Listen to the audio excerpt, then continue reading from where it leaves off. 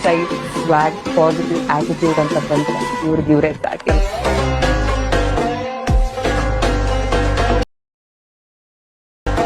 Style, ಸ್ವಾಗ್, positive attitude ಅಂತ ಬಂದ್ರೆ ಇವ್ರಿಗೆ ಸ್ಟಾರ್ಟಿಂಗ್.